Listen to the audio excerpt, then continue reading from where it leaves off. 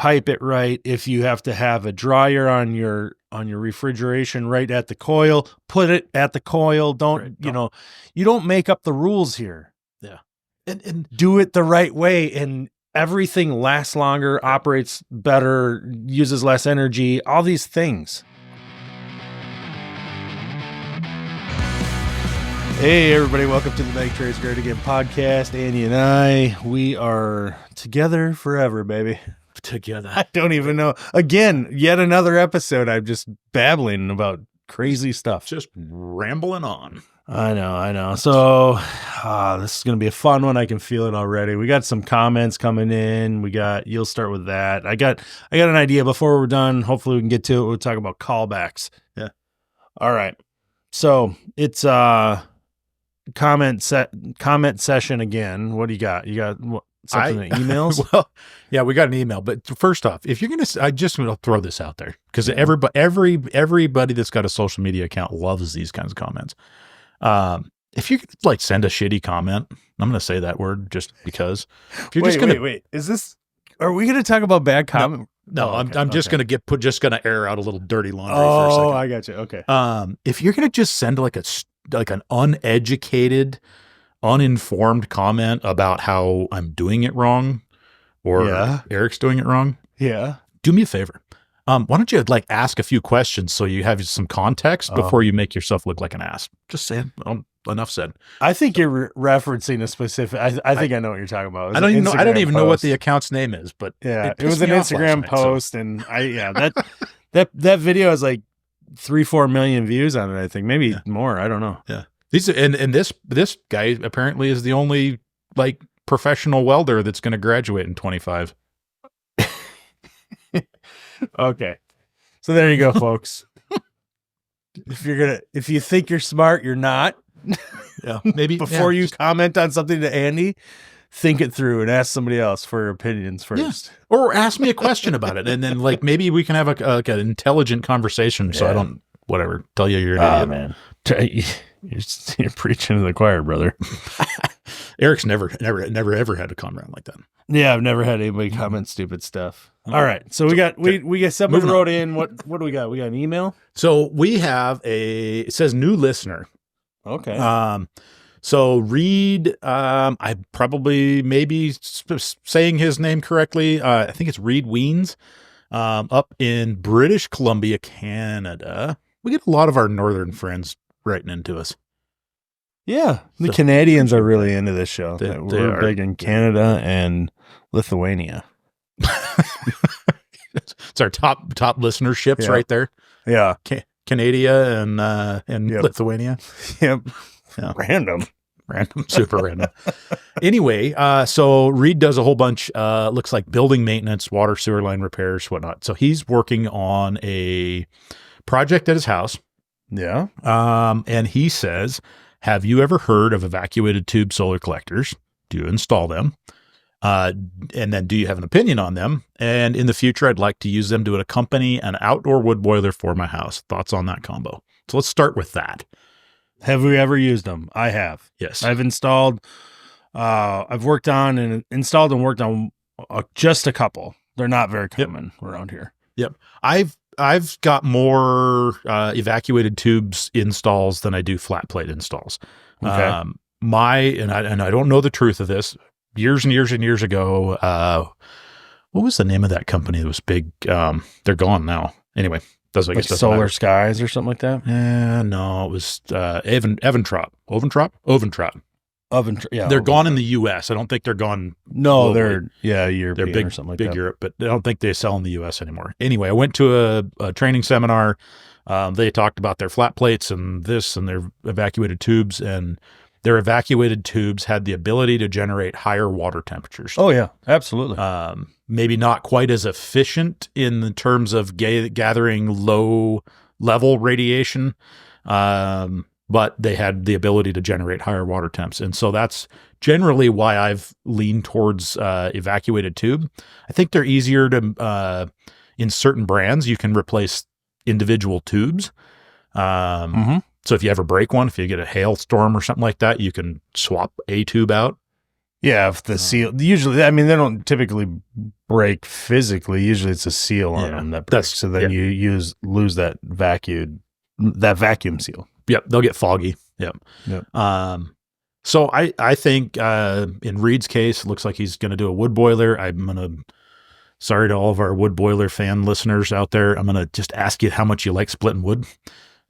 If that's what you enjoy and you have like a forest in the back 40 and you've just got ample amounts of wood, great, go for it. I'm not a wood splitter. I don't like it. Well, so with proper engineering, installation, everything taken care of, 110%. It sounds like he could create something he could possibly use less wood. Sure. But yeah, no, okay. Let's get the wood thing out of the way real quick because you brought it up. Yeah. Yeah. Don't put a wood boiler in. I freaking hate them. No, it's not true. It's not true. Yeah. They have their place for sure. The outdoor wood, technically it's a furnace because it's not pressurized. Outdoor wood furnace. Those are not, look, you're married to the thing. Yeah. You can't go on vacation without having somebody come and then tend that thing for you. And I don't know, I could pick out 10 friends of mine and each one of them would do that maybe once if I could convince them to do it, but they wouldn't do it a second time. All 10. That's the 10 out of 10 are not going to want to do it 2 vacations in a row. You know what I'm saying? Yeah. There's a lot of things that I look at in a wood boiler install. And I think this is one of the downfalls to most of the sales pitch, I guess, on a lot of wood boiler companies. They sell them on lower cost energy. Yeah, they're great until you, like Eric just said, until you're not home to do that. And then, like, let's say you have a gas fired backup, right? Let's say you got propane backup as your backup, or electric backup. Or electric, it's very common. Electric's super common here too. Yeah. In that case, you have to do one of two things. You have to glycol it regardless. One option is you use your electric boiler to maintain the heat in the wood boiler, right?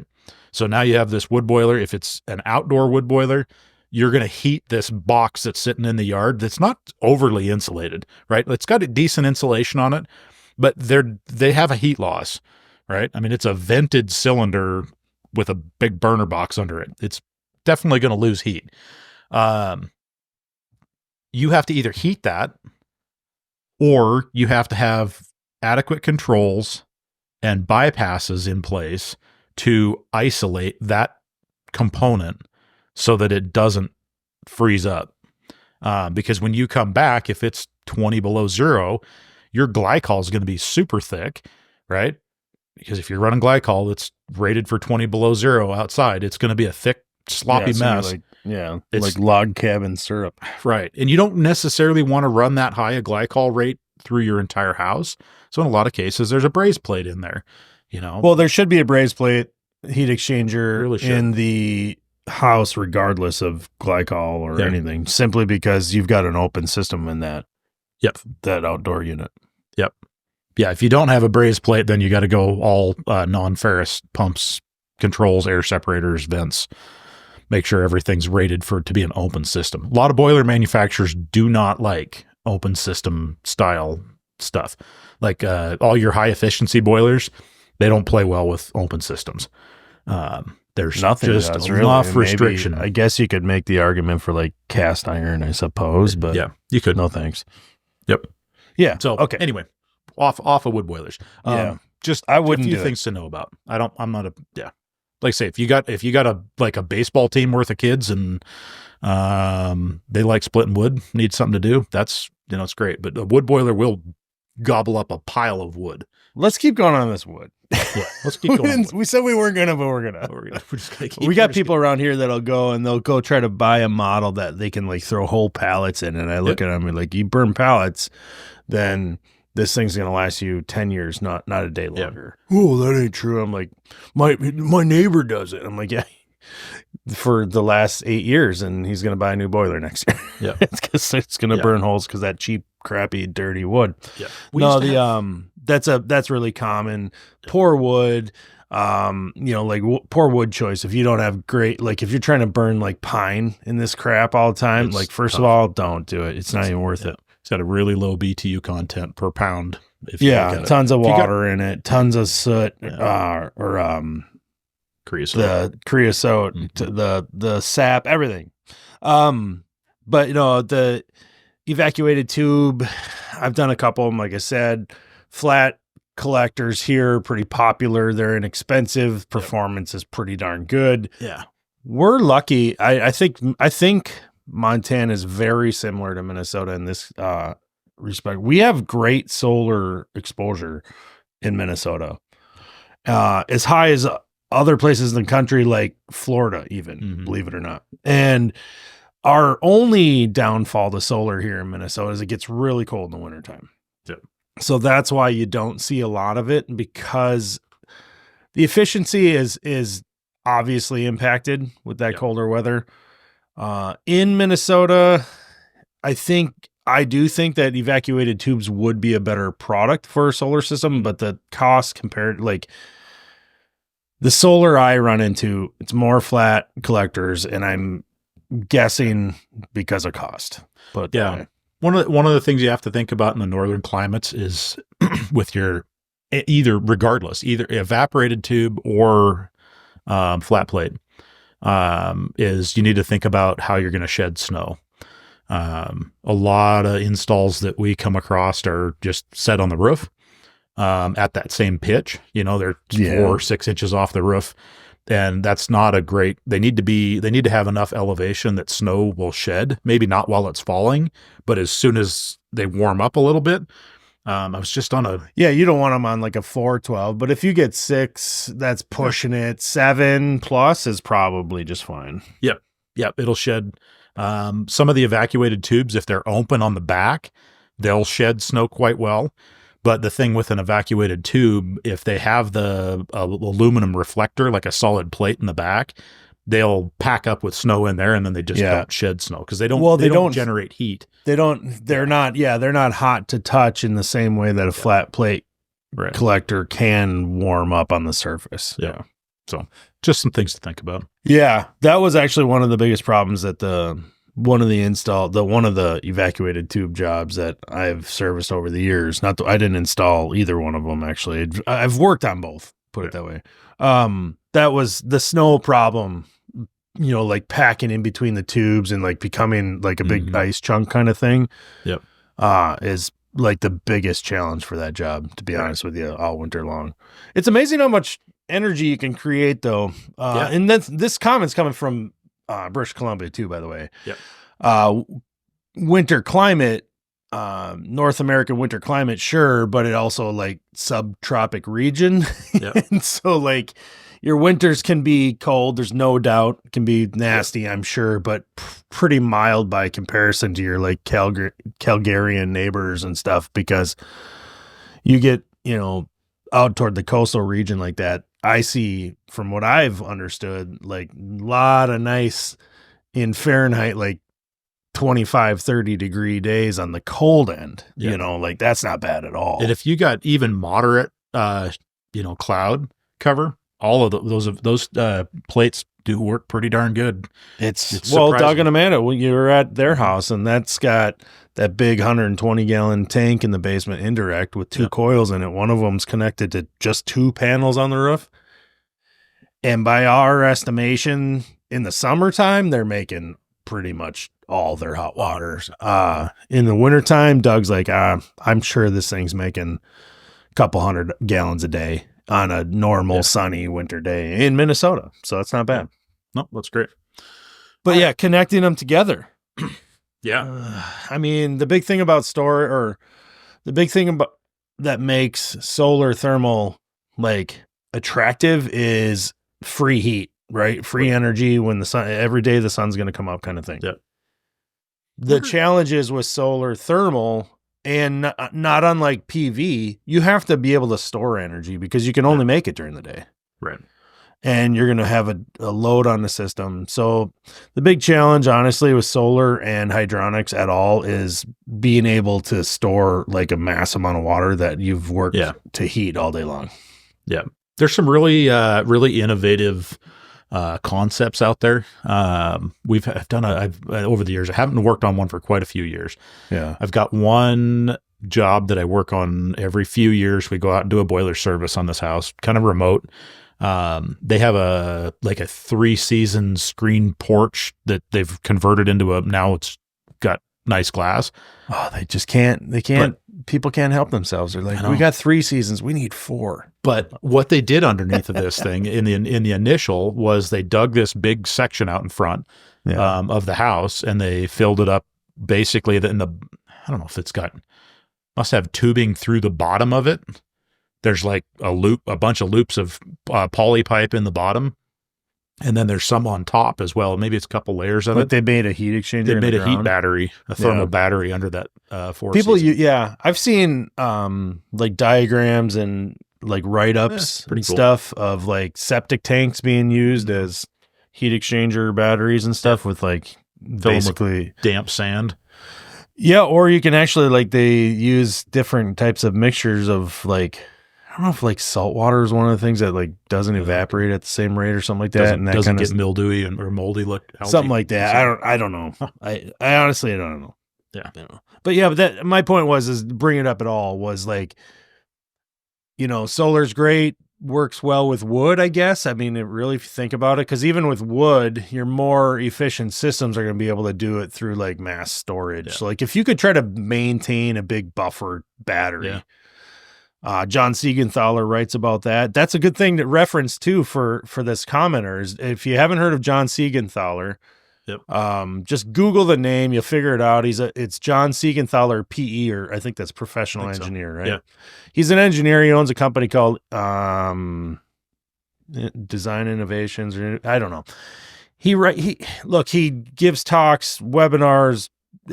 You can see him in person, learn in his classes. And he's an author of some like 4th edition now of a book called Modern Hydronics. Yep. Great book, by the way. It's a fantastic reference to anybody listening to this anyway. I've talked about this book many times, different videos, lives on my Instagram, things like that. It's a great book. The newest version is going to include like lots of new technology. That's how he's updated this book over time. We kind of call it the Hydronics Bible. He does talk about solar thermal, and biomass and all kinds of stuff like that. And really, if you're following like what he as an engineer is saying we should be doing is more storage, to be honest with you. He's like, get as big a tank as you can find a space for. Yeah. Especially with the alternative energy side of things.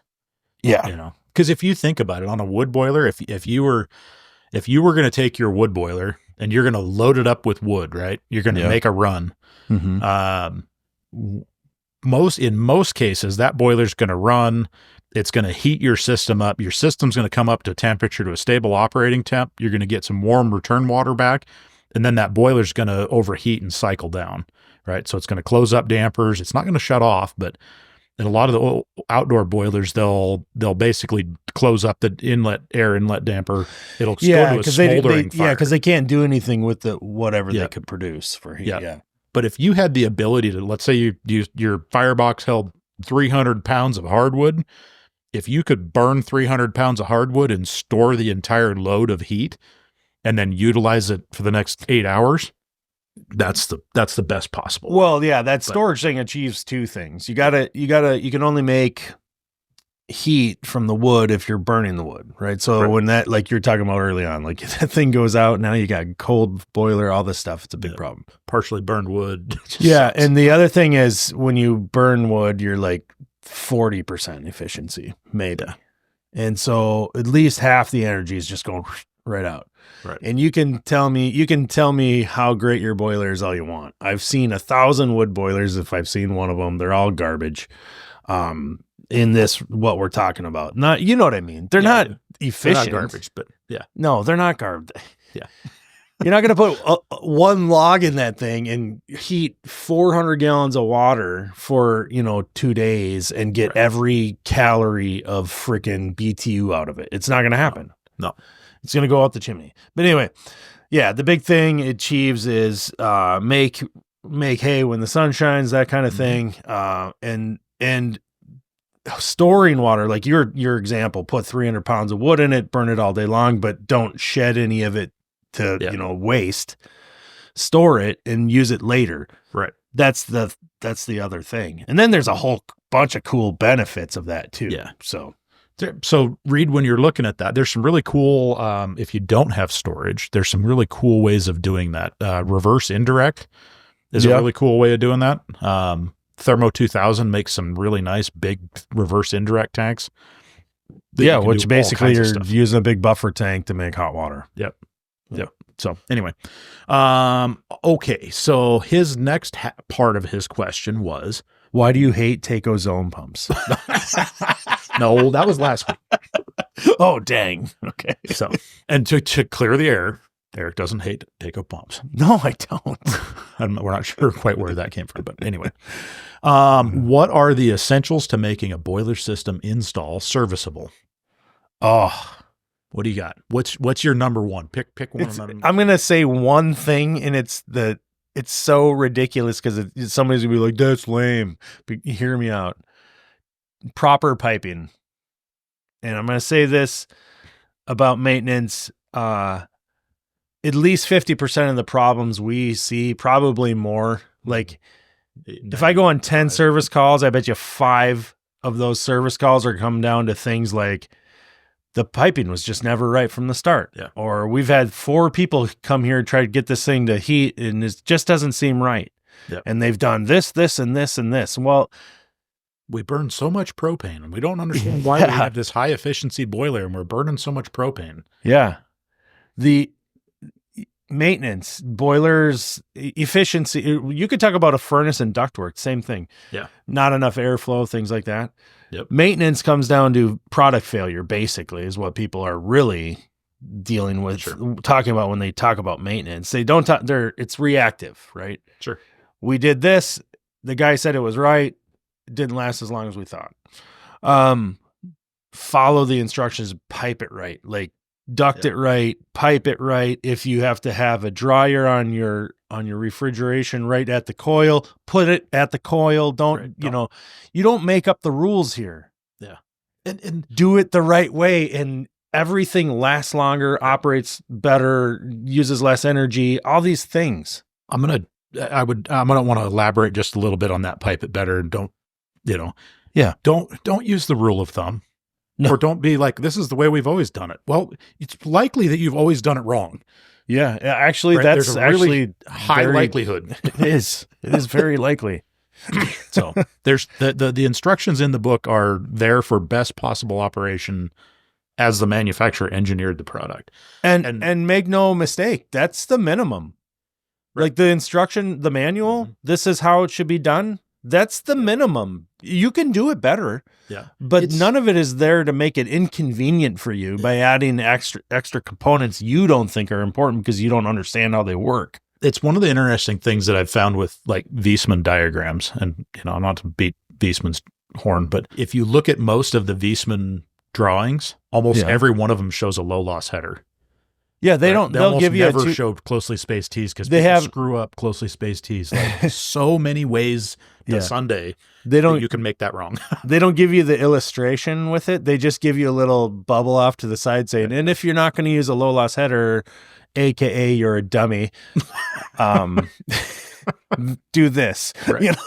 And so if anybody out there's looking for there's some really great low loss headers out there. Caleffi makes a really nice. There's so many. Separator. Webstone does. Spirotherm, of course. Yep. Yeah. No, there's a bunch of them. Yeah. If you're looking for a low loss header with a little bit of storage volume, that Zilmit ZBT7 that Eric and I have posted about is like pretty Cadillac for what's out there. One of those in my next install in a couple weeks here. Yeah. I got 3 of them sitting in the job trailer, ready to roll out the next couple jobs here. They're pretty sweet. I mean, realistically, and this has been a long-term thing.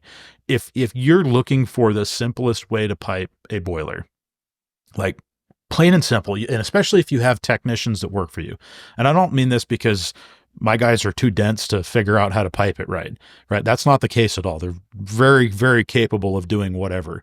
I've looked at it in the sense that this is literally the most efficient way to install the boiler is to put the boiler on the wall, put a low loss header on the wall, put the indirect over here, and then connect the pipes between them.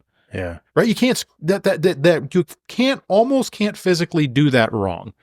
Well, Right? I mean, you can. I did it. I did it recently. Yeah, I've had a couple boilers pipe backwards, but That's what I did. but for the most part though, I mean, that's you look at it and you're like, I come out of the boiler and I go to here, and I come into the boiler right here, and I came out of this port here. Yeah. I don't have to put T's in there. I don't have to guess where the water's going to go. Well, Right. it's not even, none of that's not, I don't even think that's important. Okay. I'm not saying it's not important that you brought it up. Yeah. I don't even think that's the most important detail of what you're talking about. Yeah. When we're talking about maintenance, doing it right, Sure. you're right. All of that is important. Yeah. Do it that way. It's efficient. I think what you're talking about is a bonus. It's a Yes. bonus it's a bonus that it's efficient. It's quick. It's pretty hard to screw up. As it relates to this conversation, maintenance, how, what are some good things to think about when I decide when I'm going to install this system? And we right away, we're like, just pipe it right. Just pipe it right. Right. And then your detail, low loss header. I don't know why you wouldn't install one on every boiler. I think you're talking about the big, of something of importance, especially for you having to direct a few guys out in the field, is the efficiency. But what you check off all the boxes. It's one device. It does air, it does dirt, it does hydraulic separation. It can give you a sensor temperature port if you need. Yep. You can give you a way to dose the system. You can get filtration in it with a magnet. There's all of these things that it does. Yeah. That make maintenance in your system last longer. Oh, all things that are actually really beneficial, and you can do it with way less connections, which is that efficiency side that you're jazzed up about. Yep. I think the next whatever, I don't know what number we're on now. I got lost, but anyway, the next one that I think is important, service clearance. That manufacturer is going to give you a listed service clearance, top, bottom, side, left, back, underneath, inside, outside, whatever. Do it. Don't skimp yourself. If it says 0 to the left side, okay, fine. If it says 0 to the left side and then you need 24 inches on the right, then do that. Don't put your water heater 24 inches to the right, because now you just screwed yourself when you got to go take the heat exchanger out. Yeah, I know, but it's always done that way before I get there. So then what? Yeah. Well, here's a prime example. Tristan and I just got through fighting a, Hobbit house. Oh my God, you were boiler fighting hobbits? I felt like one. I mean, I had stood up and I was like 9.5 feet tall when I got done. It's like Alice in Wonderland in here. Exactly. I'm like waiting for somebody to climb out of a shoe in the basement. But anyway, right now. I don't even know where that came from. It's just, we had a Wow McLean Ultra, right? One of my least favorite boilers to work on anyway. Mine too. That they put it under the stairs. Right. So they slip this thing under the stairs. Boilers don't belong under stairs, people. Right. Yeah. Yeah. The top of the boiler, like anybody that's worked on a Wow McLean Ultra, Series 1, Series 2. I don't know about the 3s because we don't see very many. The Series 2 has this plastic cone box over the top of the control board, right? It is screwed on with 4 screws. We had to literally pick that up 1/4 of an inch because it was hitting the ceiling. Oh my God. Yeah, that's what's there. Or there was a piece of 3/4 pipe above that. So the cover would just barely clear up enough to slide off the front to get to the bezel or get over the little display bezel. Above that piece of 3/4 pipe was drywall and the landing of the stairs above us. So it just didn't fit. It didn't fit. It shouldn't have been there. Service clearance. Yeah. No, it shouldn't have been there. Shouldn't have been there. And so if you've ever done a controls upgrade on a Wow McLean Ultra, I highly don't recommend it. You'll be frustrated. There'll be choice words said, ill wishes, wished towards those you don't even know. And their grandmothers. Right, maybe, possibly. I could have said some things that I regret. But that's a terrible controls upgrade. Yeah. I get it. You don't make the old one. Don't make me take a round hole and turn it into a rectangle. Serious. What? Dude, I'm not kidding you. I know. That control upgrade literally comes with instructions that say remove the old grommet, the rubber grommet with the wiring harness, like cut the harness off, take the old grommet out, and take a pair of dikes and stretch and bend a round 1/2-inch knockout into a 1/2 by 1.25 inch rectangle, right? I lost you. You lost me. I'm And then totally lost. And then to the creme de la creme, like the finishing sauce on this install, Creme de la creme. there's best. a tube of RTV silicone that comes with the control board upgrade, and you're perfect. supposed to fill the hole where the rectangular rubber grommet doesn't fill the hole. Right? I bet you what was that, like NEC? That's rated, right? That's got to be. Yeah. I just said, no, we're not siliconing it because I will have silicone on my elbows by the time we're done. I'm going to quote one of my former apprentices, Brent Buelow, right now. Silicone! Because it's like, he'd be like, hey, I got a leak. I'm like, silicone! Just, what are you supposed to silicone your electrical enclosures now? I don't think that's right. That's how you make it a direct vent cabinet still. I get it. Okay, yeah, so control board fails, you tear the boiler out, or you put the upgrade in. You pick. Yeah. Well, in that case, walk away fast. Run. We're sidetracked. Way. Sidetracked. Service clearances. That's where I ended. Service clearances. Pipe it right. Yep. If you think you need another valve, put another valve in. Valves they're cheaper today than they will be next time. Here's an easy one that it's easy to kind of forget. Power. You should have easy access to electrical connections, right? Like, your power switch. If you have a boiler that's under the stairs, that's in a poor location, you shouldn't have to stand up and walk around the side of the water heater to get to the power switch, right? It should be within arm's reach. And that's mostly code. It says I think it's got to be within 5 feet. But if you got to walk around something to get to the switch, you know what? When bad things are happening, you need to be able to turn the power off. I need my switches to have switches. I need my switches. Okay.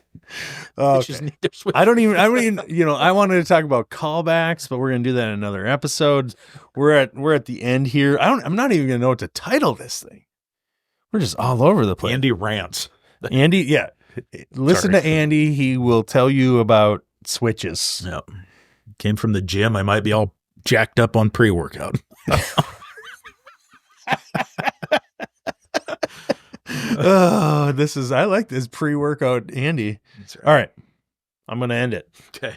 I got to remind everybody, a little housekeeping. Hit us up in the DMs over on Instagram. The link is in the show notes here on your streaming app. If you're watching us on YouTube, thank you so much. And those who aren't, why not? Subscribe over on the Mechanical Hub YouTube channel. And as always, Andy, thank you so much. And have a good day, dude. All right. Yep. One last thing. Huge shout out. Reed, thank you for writing in. There you go. Appreciate it. Thank you, Mr. Ween.